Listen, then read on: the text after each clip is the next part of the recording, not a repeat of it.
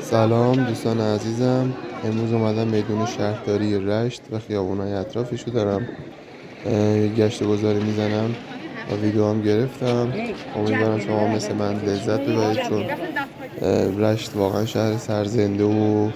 زیباییه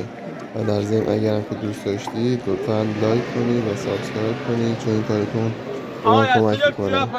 امیدوارم که لذت ببرید و خوش بگذره بهتون با دیدن این ویدیو.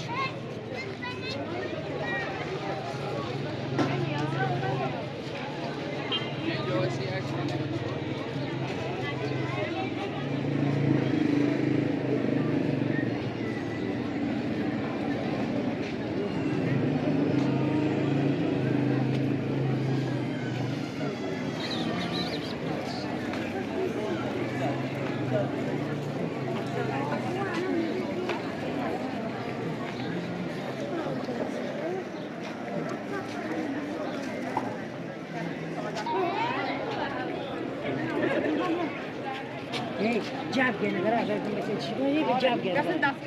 جاب گنه داره باید داشتن لباسش بهش نه مسئول کلام رسن باشه مردم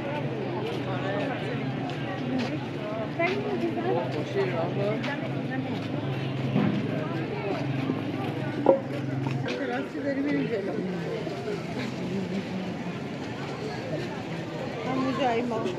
دست راست خیابون خوشگل نیست همون نفس خیابون برمون آف نشد